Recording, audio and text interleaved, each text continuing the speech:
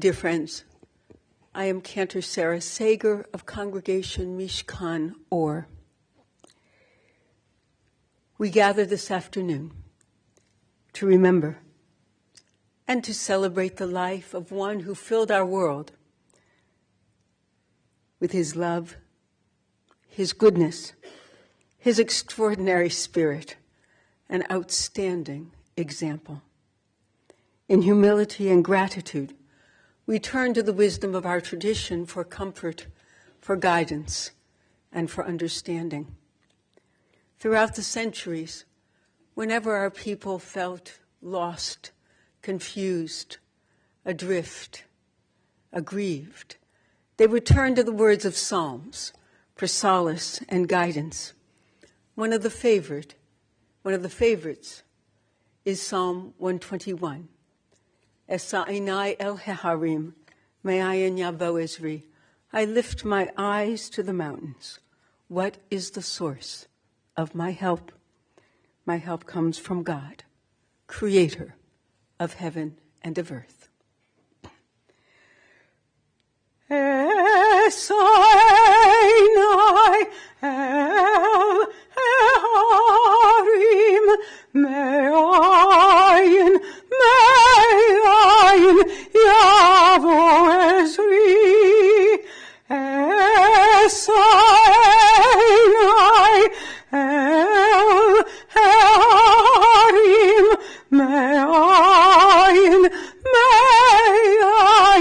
Yavo Ezri, Ezri me'im Adonai, Osei shamayim v'aretz, Ezri me'im Adonai, Osei shamayim v'aretz, Esa'inai el heharim, me'ayin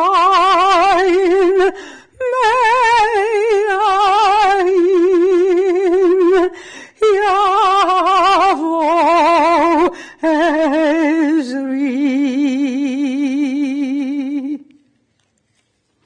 Adonai, what are we that you have regard for us? What are we that you are mindful of us? We are like a breath. Our days are like a passing shadow. We come and go like grass, which in the morning shoots up renewed, and in the evening fades and withers. You cause us to turn to dust, saying, Return, O mortal creatures. Would that we were wise, that we understood whither we are going. For when we die, we carry nothing away. Our glory does not accompany us. Mark the wholehearted, and behold the upright. They shall have peace. For those of you for whom the 23rd Psalm is familiar, I invite you to join with me in its recitation. The Lord is my shepherd, I shall not want. He maketh me to lie down in green pastures. He leadeth me beside the still waters. He restoreth my soul. He guideth me in straight paths for his name's sake. Yea, though I walk through the valley of the shadow of death, I will fear no evil, for thou art with me. Thy rod and thy staff, they comfort me.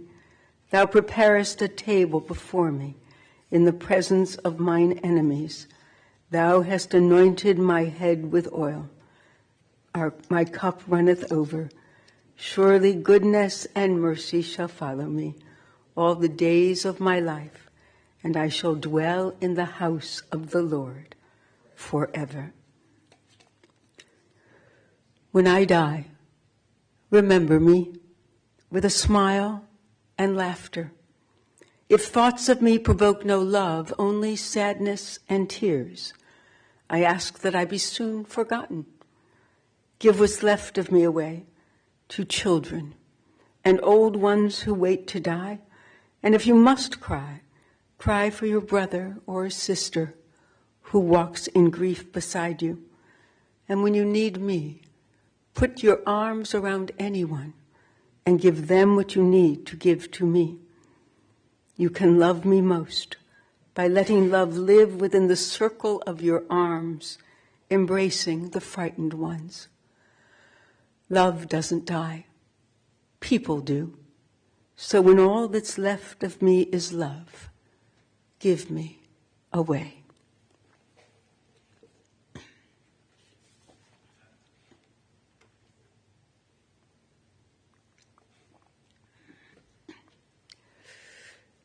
My dear Judy, dear family, friends, when I think of Allan Krulak, the image that comes into my mind is that of a person in motion, tall, handsome, a spontaneous smile somehow always on his face. He seemed always on the go, always moving forward, always leaning into the next event, the next challenge, the next innovation, the next righteous cause, the next person. He never met a stranger. He never knew a person who wasn't worthy of his attention. Never saw a child or a young person who didn't deserve a better future. He greeted us all with that wonderfully firm handshake that communicated in an instant his presence, his commitment, his sense of relationship, his strength of character. This was a person who was forthright and involved, who embraced every task and every possibility, who did not hold back, who did not stand on ceremony, who did not wait for the world to come to him. He leaned into the next task or responsibility. He leaned into each of us and our circumstances. He leaned into the glories of nature and the wonders of this world.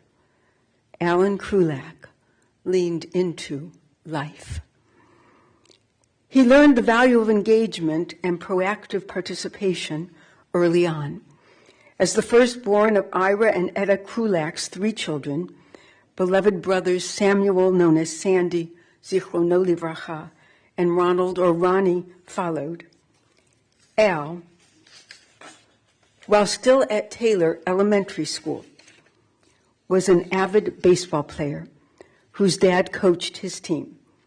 He also became a football player, ice skater, skier, golfer, and competitive racquetball player. He leaned into every sport he played with passion and gusto. He likewise leaned into every Cleveland sports team, even when that was particularly challenging. His civic loyalty would accept no less. His family loyalty was a given. When he was growing up, his family owned the Krulak building on Broadway, where his Uncle Frank and Aunt Shirley had a women's clothing store. Allan was often pressed into service at holiday times to fold the boxes in which the customers carried home their purchases. Allan always looked forward to his uncle declaring, "Okay, we're done. Time for lunch."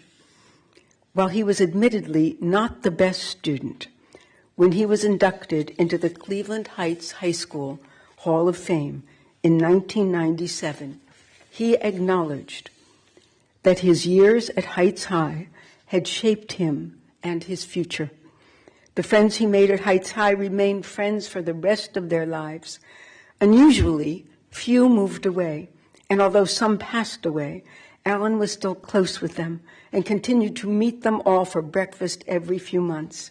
They were a unique and quite large group of dear friends. Allan was always involved in planning the class reunions, which, given his gratitude for and loyalty to Heights, he relished.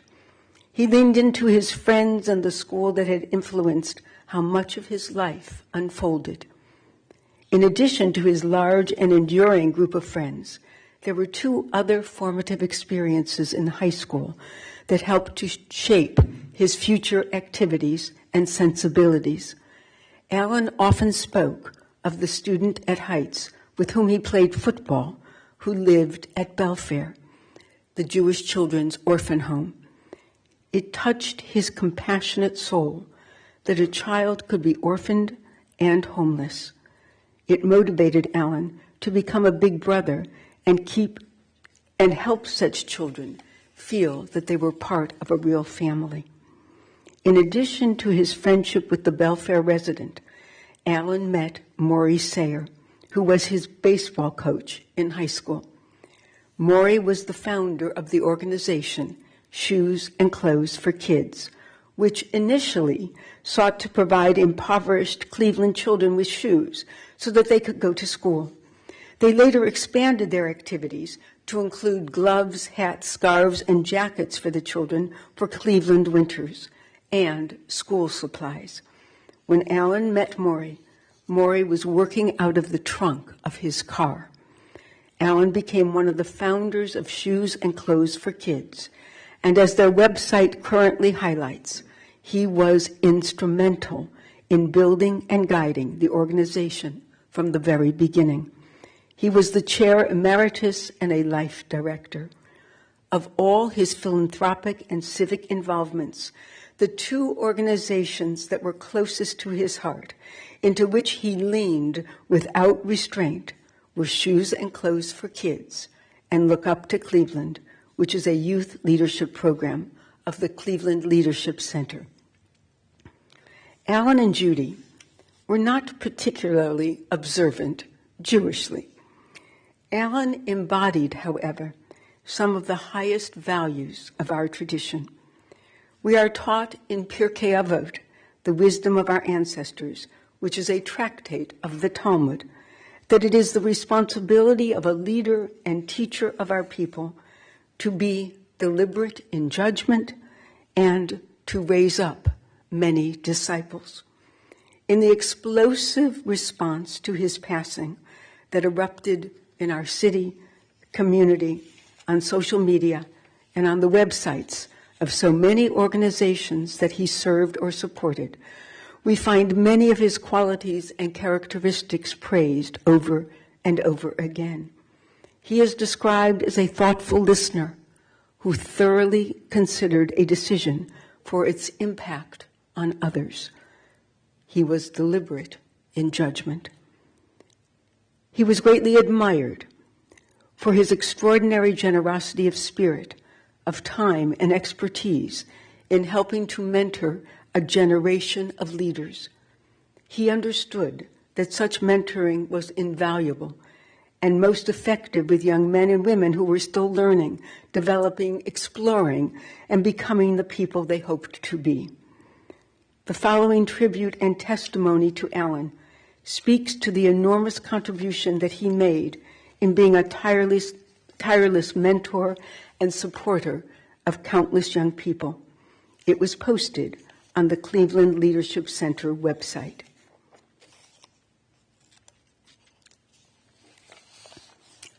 Cleveland lost a giant. Allan Krulak was one of my first mentors, someone who saw something in me long before I saw it in myself. I met Allan as a high school student in the Look Up to Cleveland program. He didn't just support me.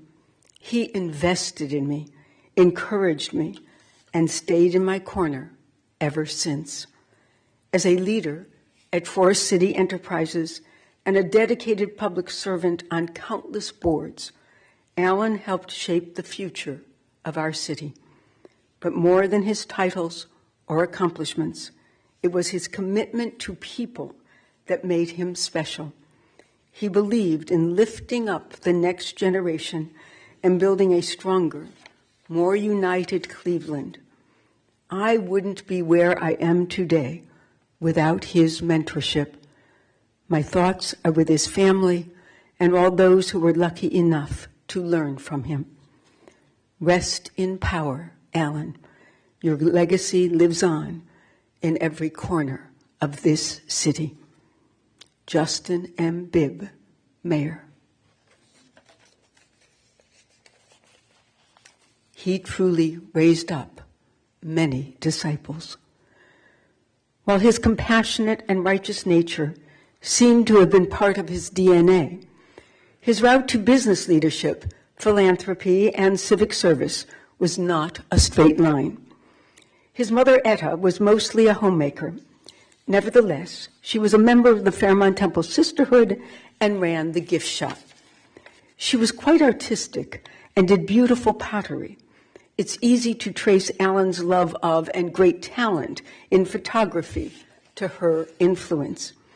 We know that his father, Ira, wanted to work for the FBI, and Judy even has his completed paperwork for that ambition. For some reason, Ira pursued a law degree instead at what was then John Marshall Law School, now part of CSU.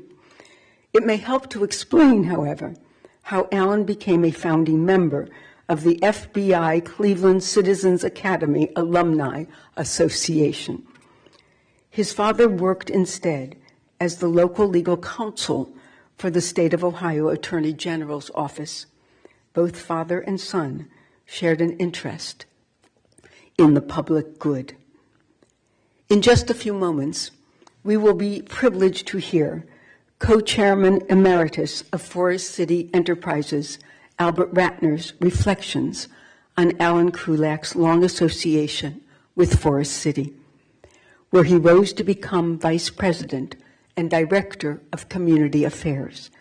And if I am not mistaken, his office was next door to his employer, mentor, inspiration, and friend, Albert Ratner.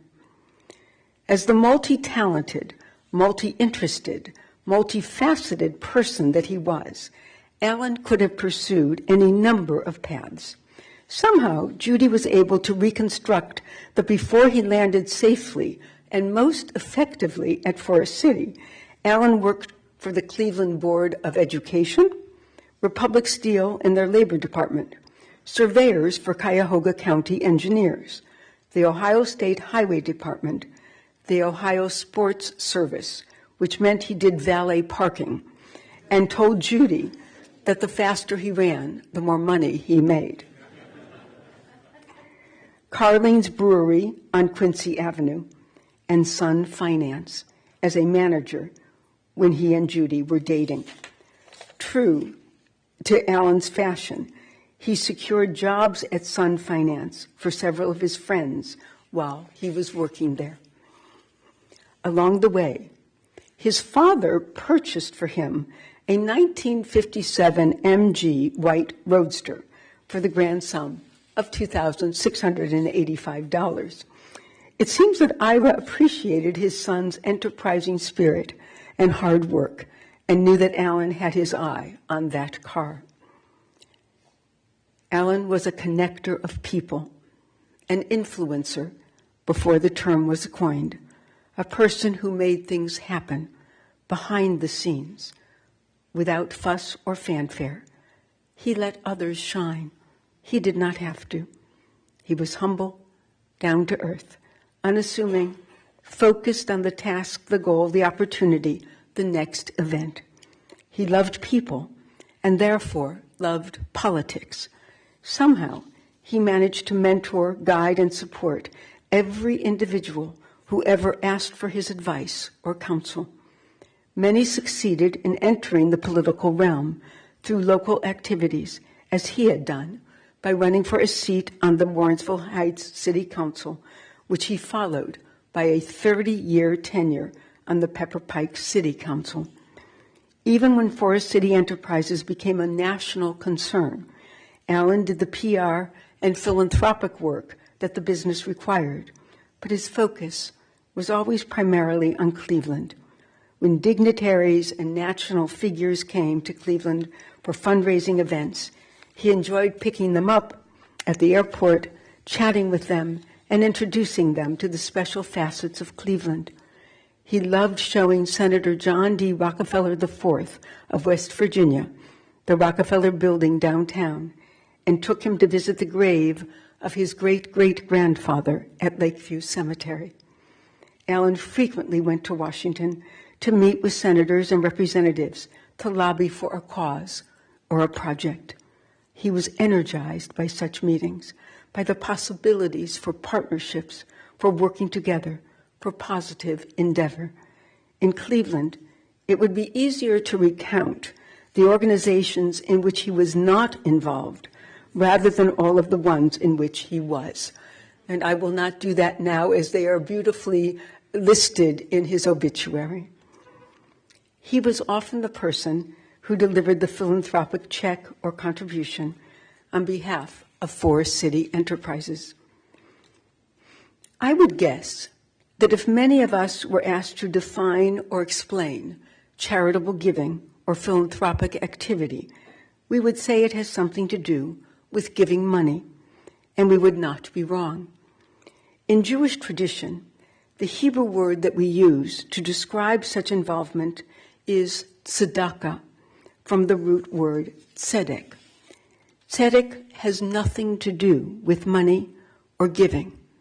It means justice, as in tzedek, tzedek tirdof, justice, justice shall you pursue, from the book of Deuteronomy, chapter 16, verse 20. In Jewish tradition, the goal of philanthropic activity is to make the world a more just and equitable place. Allan never forgot that. It was part of his passion for helping others. Every time he could help lift and inspire the life of another person, he knew he was making this world a more just, compassionate, and righteous place for us all. He was tireless in that pursuit. He was tireless in most of the pursuits of his life. He was an accomplished photographer of nature. Even now, there are at least 400 framed photographs in the Krulak's basement that are of professional artistic quality. It was the lucky individual who received a card from Allan with one of his photographs on the cover.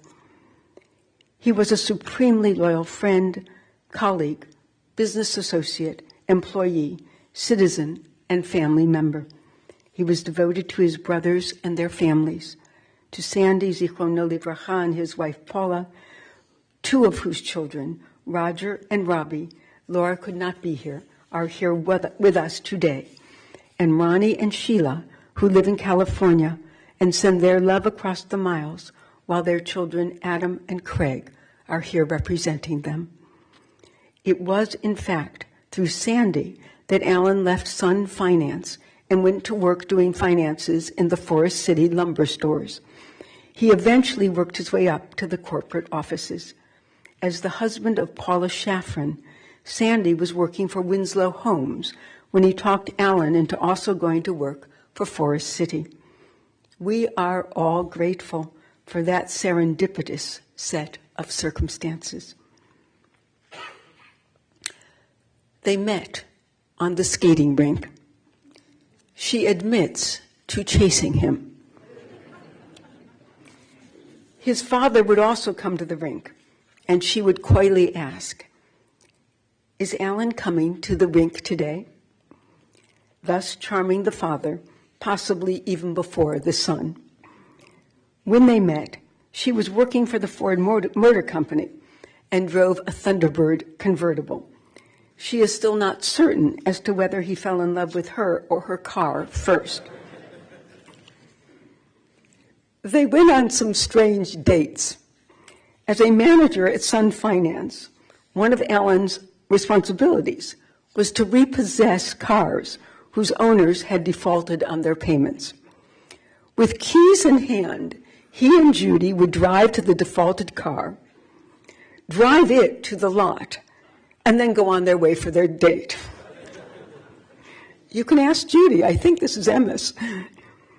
He must have liked the way she skated, because he soon made it clear that if their relationship was to progress, she would have to learn to ski.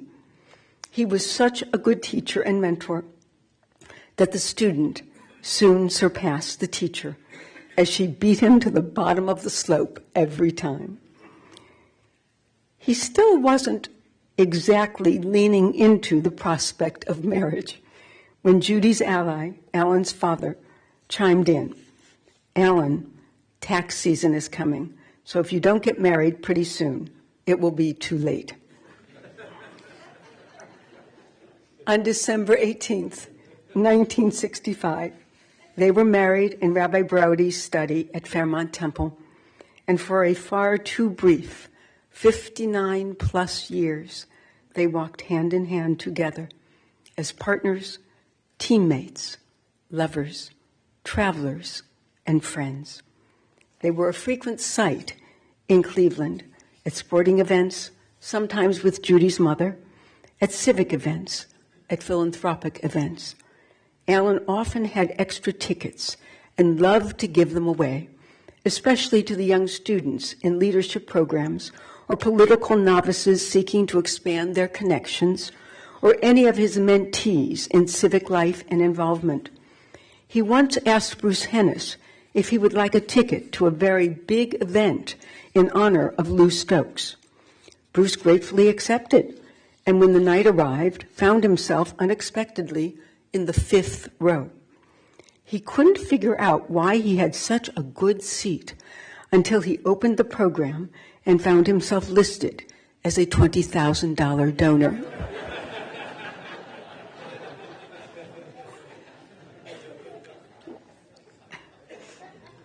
Allan leaned into this life. He and Judy traveled the world and found worlds in each other. For their honeymoon, they skied Boyne Mountain in Michigan, evidently with a chaperone who was the person Allan had skied Boyne Mountain with before Judy. They traveled to Europe, where they skied in Switzerland, Italy, Austria, France, and Germany. Every year they traveled to some special destination. Although one year, Allan traveled on a photography trip to Alaska alone. He was at the top of a mountain when a fellow traveler said, "Don't turn around. Put your shirt over your tripod so it looks like a big person." Allan did as he was instructed, and the bear turned away and went down the other side of the mountain. He loved adventure and new experiences. He did helicopter skiing in Europe and championship racquetball tournaments in the United States. He went to Mexico City College for a semester and would go almost anywhere for the proper photo. He was as comfortable skiing solo as he was in a room filled with people. He might travel anywhere in the world, but loved home and Judy and Cleveland and Albert and Forest City and his hundreds, even thousands of kids with all his heart and soul. He leaned into life with every fiber of his being. Mr. Cleveland, one of a kind, civic giant, gentleman, jewel, catalyst, beautiful soul, mentor, legend, exceptional leader, legacy of service, communicator, civic treasure, great man, model, example, mensch. He was deliberate in judgment. He raised up many disciples. He pursued justice and righteousness. He leaned into life and every one of us.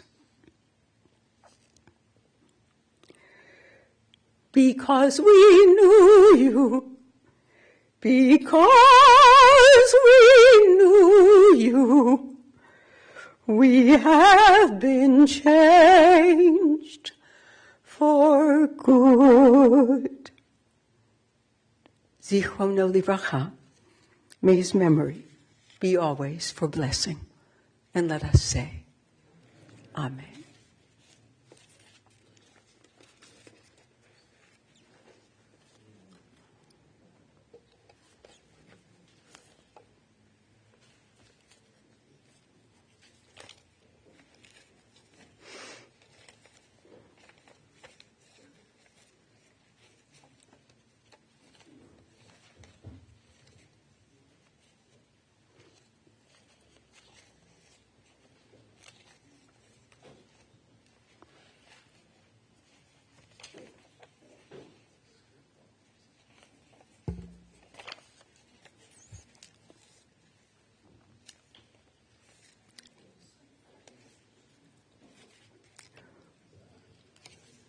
we already understand that in the rising of the sun and in its going down, we will remember him. In the blowing of the wind and in the chill of winter, we will remember him. In the opening of buds and in the rebirth of spring, in the rustling of leaves and in the beauty of autumn, we will remember him. In the beginning of the year and when it ends, when we are weary and in need of strength, when we are lost and sick at heart, we will remember him. When we have joys we yearn to share, we will remember him. So long as we live, he too shall live, for he is now a part of us as we remember him. And we will be particularly honored to... I hope you're able to hear me. I'm sitting here and thinking of what you think Allan was doing in our company, and we knew what he was doing. Imagine who he worked for. Sam Miller, Chuck, Jimmy, Ronnie, and me.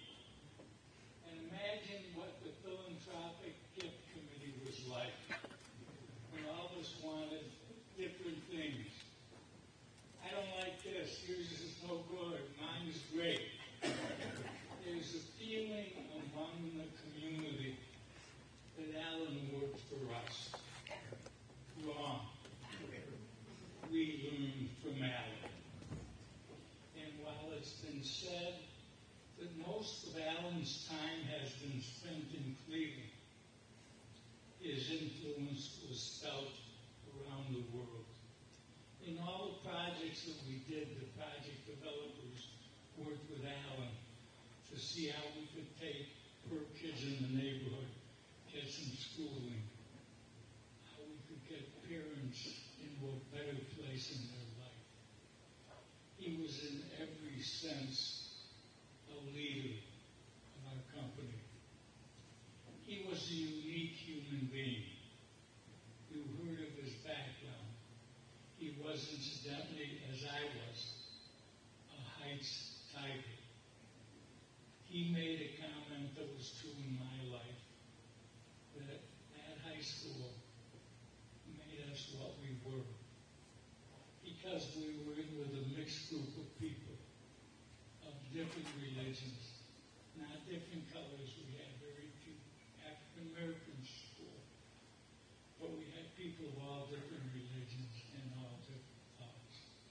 So let me tell you my view of Allan's world. And I want to start out on behalf of the families for thanking you for being here. I want to thank Mayor Bibb for his very insightful letter that is true of so many people.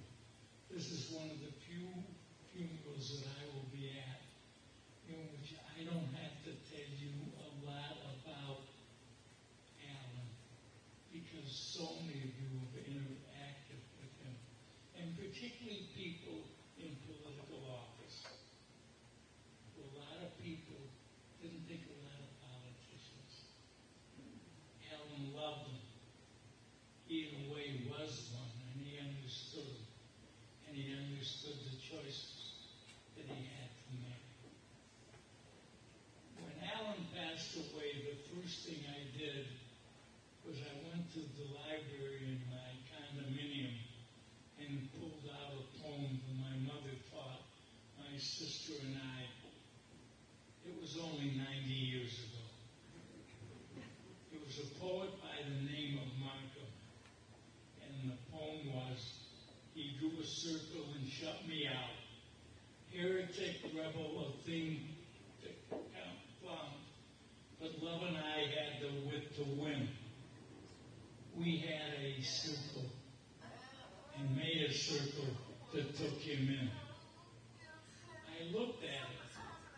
I've been saying that now for only 90 years, and I started thinking about Allan. And at then came to me what made him different.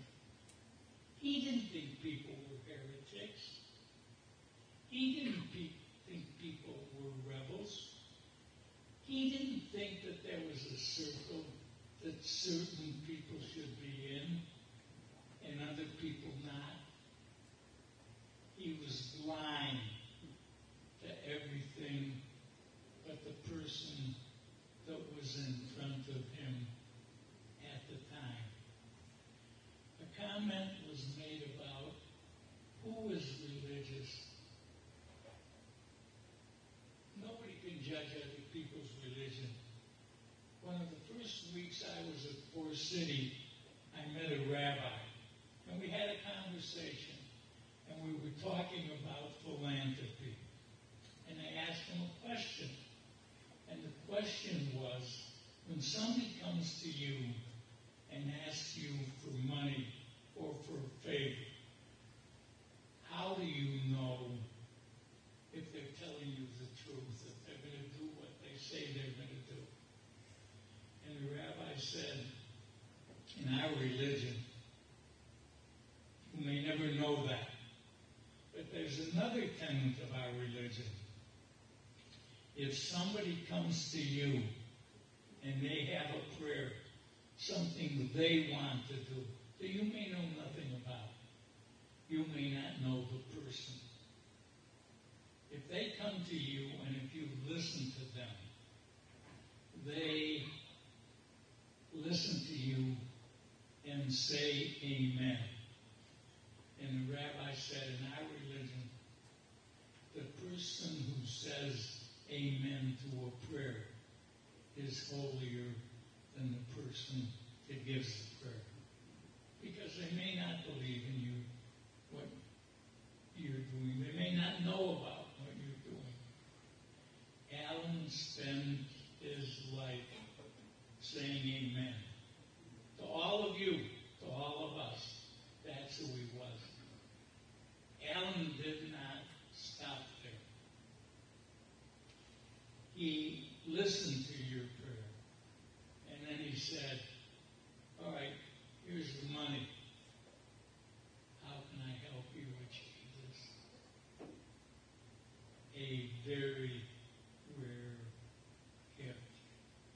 He developed his own world, but he could develop that world because he had a security that not all of us had. He had a safe house. He knew he had a place he could go to. And it was called Judy's place. It was home. No matter what happened during the day, he had a place that he could go to. And he lived in a world in which he had the satisfaction and the knowledge that he had a lifelong partner for both his life and her life.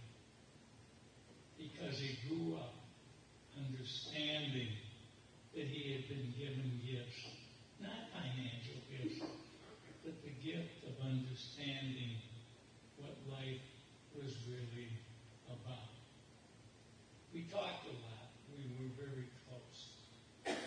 And one of the things my mother talked to me about, and my sister Ruth, was that all of us live three lives. We live a family life, we live a community life, and a business life. And in our house, we used to play a game with my mother. She'd say, what's the most important? And we'd say this, and then would argue what was most important. And finally, it ended up, clearly for all of us, the most important part of our life is our family.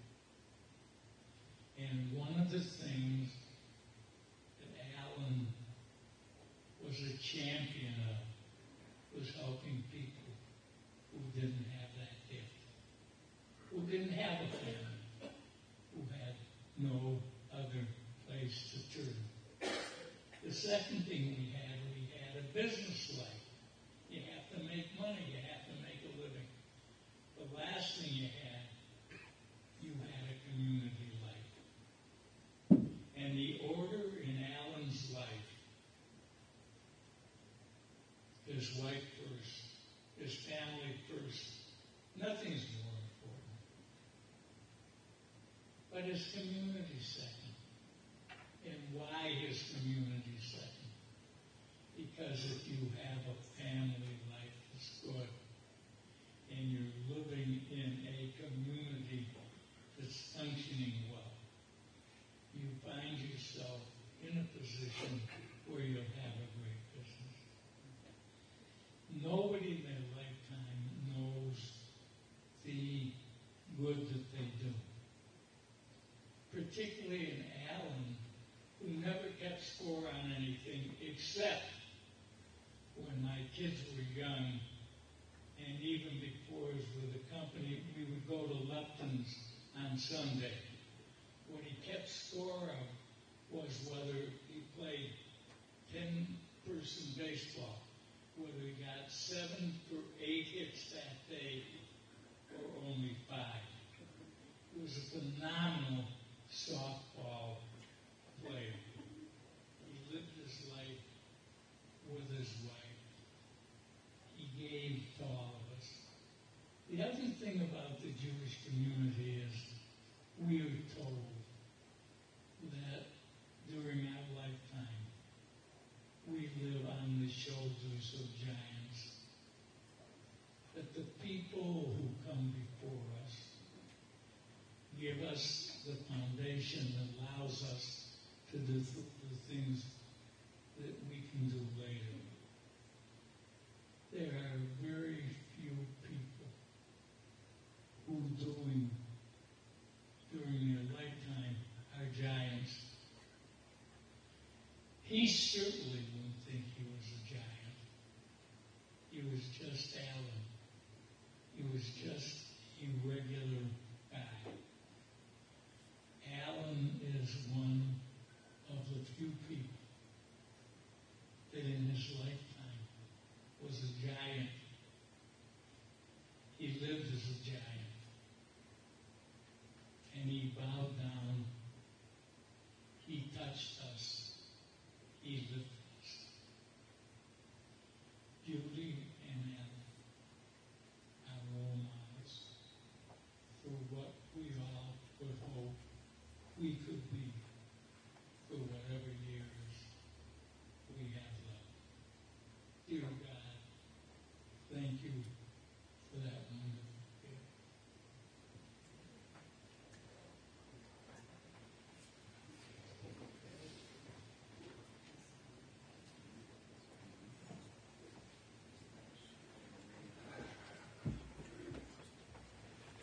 Hello, I am Roger Krulak. I am one of Allan's nephews and niece and nephews, the oldest. And I apologize to you that obviously many of the things I'm going to say have already been said. But to be fair, Allan sat in hundreds of events for all of you and listened to the same thing over and over again. So I'm sure you can appreciate on his sake that. So our Uncle Allan lived a life based on 5 pillars: family and friends, sports, photography, community service, and politics. For those of you who knew him, you know exactly what I mean. Family and friends. Allan was an intensely loyal uncle, brother, son, most importantly, husband to Aunt Judy. 59 years of marriage, joined figuratively at the hip. They were the dynamic duo. When I first visited my Uncle Allan and Judy's house in Warrensville Heights, I was a young child. I remember him introducing me to something that I still love to this day, the ice cream truck. I had never seen one at that time, and boy, was that exciting. Allan was always interested in engaging and encouraging to all he met. He would speak to my father several times a week and keep up with what was happening with the family, and sometimes help his younger brother get out of some self-inflicted political conundrum. Allan was an extraordinary athlete. He loved participating in sports with passion and focus. He played A-League minor baseball, softball. He was a nationally ranked racquetball player. For vacation, he would often He would often find him flying off to Banff to hella ski with Bob Munchine and others. He was at the gym 5 or more days a week and had a racquetball court in his basement for years. Speaking of racquetball, he taught me how to play when I was younger. I played often. In college, I played 3 or more days a week. And when I returned to Cleveland to visit, I would always call Uncle Al and ask him to play, determined to beat him. In college, I was fast, strong, agile, in the best shape I've ever been in. Uncle Al walked onto the court with a smile on his face that you all know. He then ran me around. He then ran me around the court like I was doing wind sprints for a solid hour, and stood in the middle effortlessly, finishing the game. He would then pat me on the back and say, "Great job, Raj." Give me a few pointers, and then off we went. I never beat him. When I was 5, he decided that I needed to learn how to ski. So most kids would go to a ski lesson at the local mountain, not with Uncle Al. He picked me up in his Pontiac. We headed to Peak and Peak, where he met Jim Brown for my first unforgettable ski experience. Who brings Jim Brown to a ski event? Uncle Al. Allan believed in community he believed that community was an obligation and lived it every day. He worked on countless efforts to make the community a better place. His work on community service with Ursuline College, Shoes and Coats for Kids, Big Brothers and Big Sisters nationally, and Look Up to Cleveland.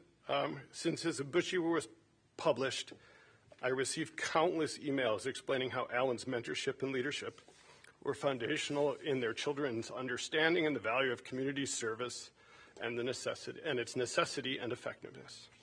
Photography. Many of you may not know this, but my grandmother Etta was a professional artist, and she taught at the Cleveland Institute of Art for many years. She primarily taught pastels, enameling, and charcoal. And as is often the case, children of artists find their own artistic expression. For Allan, it was photography.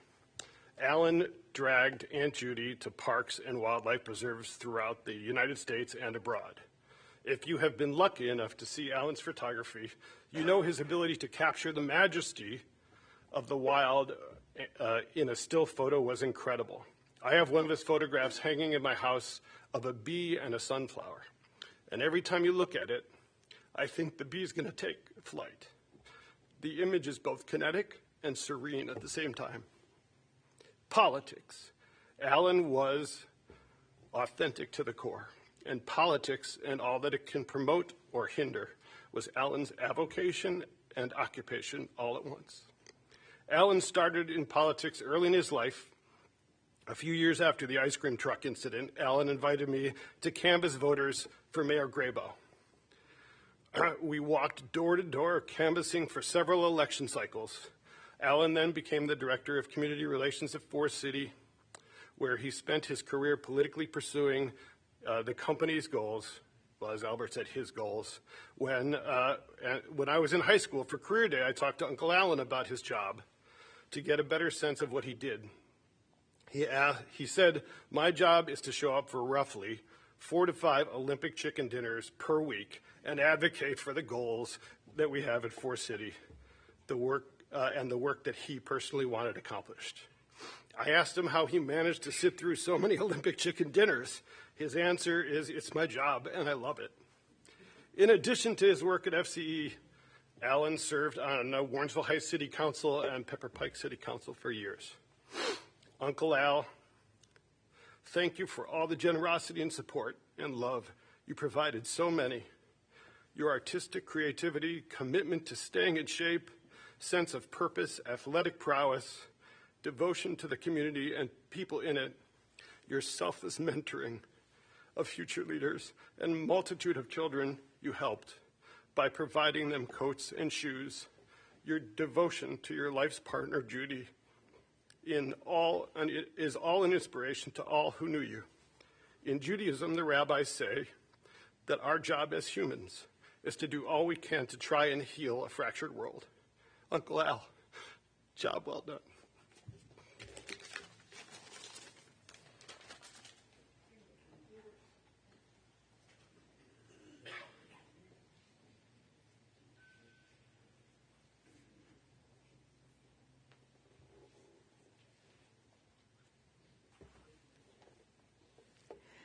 Thank you, Albert. Thank you, Roger, for those beautiful reflections on dear friend and uncle. Please rise.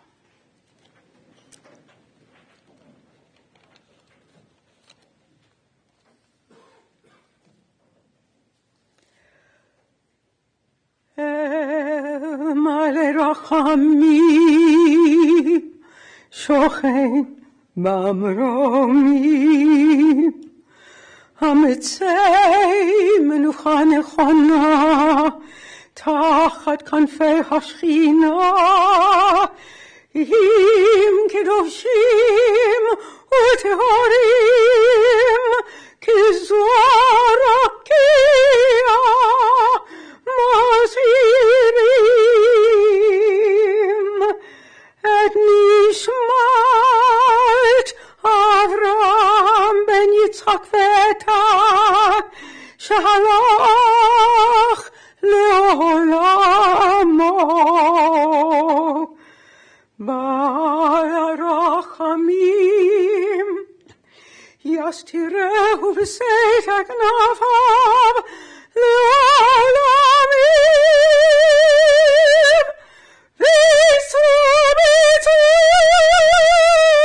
חיים את נשמתו אדוני ונחלתו וינוח בשלום על משכבו ונאמר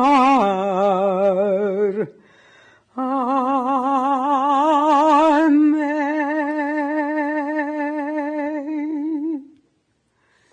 Compassionate God, eternal Spirit of the universe, grant perfect rest in your sheltering presence to Allan C Krulak, who has entered eternity. O God of mercy, let him find refuge in the shadow of your wings, and let his soul be bound up in the bond of everlasting life. God is his inheritance. May he rest in peace. And let us say, Amen.